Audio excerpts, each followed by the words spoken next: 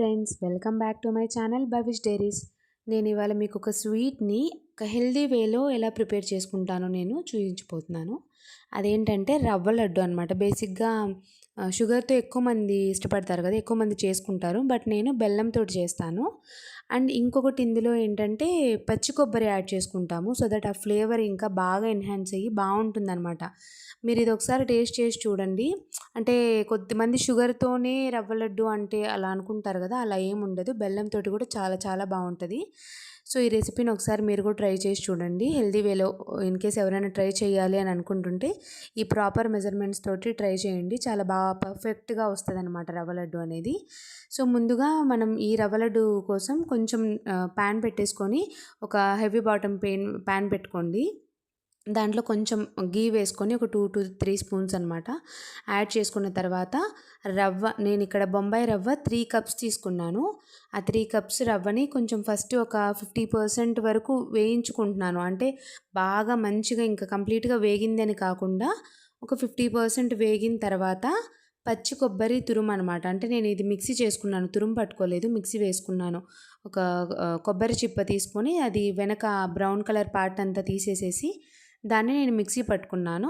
So అదే add చేసుకున్నాను. ఒక 50% రవ్వ ఫ్రై అయిన తర్వాత ఆ కొబ్బరి యాడ్ చేసుకున్నాను అనమాట. ముందే యాడ్ చేసుకుంటే కొబ్బరి మనకి త్వరగానే వేగిపోతుంది కదా, కానీ రవ్వకి కొంచెం టైం ఎక్కువ పడుతుంది అనమాట. సో అందుకని చెప్పేసి కాసేపు రవ్వ వేగిన తర్వాత కొంచెం అరోమా రిలీజ్ అవుతుంది అని అనుకున్న తర్వాత నేను కొబ్బరి యాడ్ చేసుకున్నాను.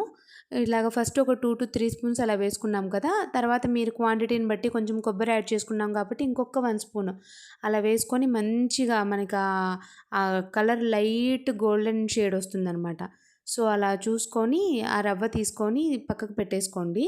తర్వాత ఒక 2 స్పూన్స్ మళ్ళీ గీ వేసుకొని డ్రై ఫ్రూట్స్ అనమాట. నేను ఇందులో క్యాషూ నట్స్, బాదం పప్పు, అలానే మెలన్ సీడ్స్, సన్ఫ్లవర్ సీడ్స్, అలానే పంకిన్ సీడ్స్, ఈ 3 కూడా యాడ్ చేసుకున్నాను. సో మీకు నచ్చినవి యాడ్ చేసుకోవచ్చు. కొంతమంది కిస్మిస్ కూడా యాడ్ చేసుకుంటారు, బట్ మాకు ఆ ఫ్లేవర్ అంతగా నచ్చదు. సో అందుకని నేను అవి అవాయిడ్ చేశాను. సో ఆ నట్స్ అన్నీ వేసుకొని అవి కూడా రోస్ట్ చేసుకొని పక్కకు తీసి ఉంచుకున్నాను. ఇప్పుడు అదే ప్యాన్లో కొంచెం బెల్లం అనమాట. ఇప్పుడు మనం 1 కప్ ఆఫ్ రవ్వ తీసుకుంటే 3/4 కప్ ఆఫ్ బెల్లం తీసుకోవాలి. సో అదనమాట మెజర్మెంటు. సో నేను దానికి తగ్గట్టుగా ఇక్కడ 3 కప్స్ ఆఫ్ రవ్వ తీసుకున్నాను కదా, 2 కప్స్ ఇంకొక 1/4 కప్పు అలాగ బెల్లం తీసుకున్నాను. అలా బెల్లం యాడ్ చేసుకుని దాంట్లో కొంచెం వాటర్ వేసుకొని డైల్యూట్ అయిన తర్వాత దీన్ని ఫిల్టర్ చేసుకున్నాను. సో దట్ ఆ దుమ్ము అట్లా ఏమన్నా ఉంటే, గ్రాస్ అప్పుడప్పుడు వస్తుంటుంది కదా కొంచెం గడ్డి అలా ఉంటే పోతుందని చెప్పేసి నేను ఫిల్టర్ చేసుకున్నాను. దీనికి మనకి బాగా ముదురు పాకం రావాల్సిన అవసరం లేదండి. జస్ట్ ఒక లేత తీగ పాకం, ఒక తీగ వస్తే సరిపోతుంది. మరి ముదురు వచ్చేస్తే లడ్డు మనకి గట్టిగా అనిపిస్తుంది అనమాట, మరి గట్టిగా రాయిలాగా అనిపిస్తుంది.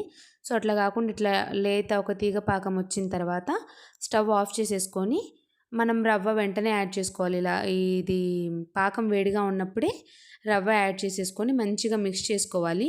ఇందులోకి కొంచెం ఒక 1 స్పూన్ ఆఫ్ ఇలాచీ పౌడరు, అలానే మనము ఇందాక రోస్ట్ చేసి పెట్టుకున్నాం కదా డ్రై ఫ్రూట్స్, అవి కూడా యాడ్ చేసుకొని మంచిగా మిక్స్ చేసుకోవాలి. సో దట్ ఆ వేడిలోనే ఈ బెల్లం ఫ్లేవర్ అనేది రవ్వకి దీని అంతటికి బాగా పడుతుందన్నమాట. కొద్దిమంది హీట్ చేస్తారు, బట్ ఇది హీట్ చెయ్యకండి. ఎందుకంటే మనకి పాకం గట్టి పడే కొద్దీ లడ్డు గట్టిగా వస్తుంది అనమాట. మనం కట్టుకునేటప్పటికి సరిగ్గా చుట్టడానికి కూడా రాదు.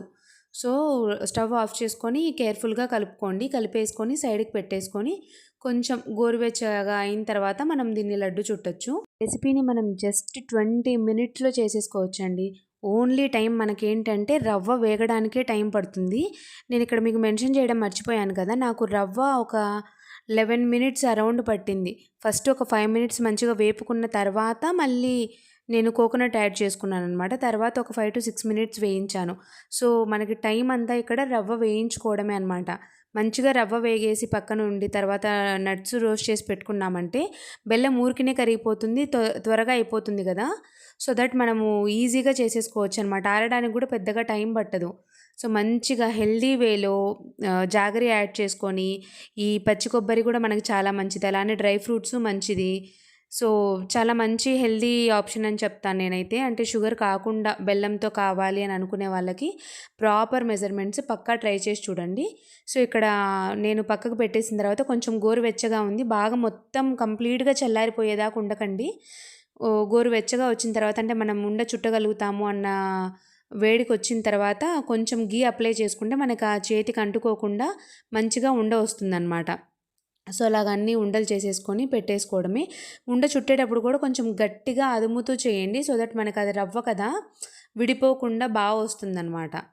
సో, అంతేనండి. ఇది చాలా జ్యూసీగా ఉంటుంది. ఒక 7-10 డేస్ మనం ఈజీగా స్టోర్ చేసుకోవచ్చు దీన్ని.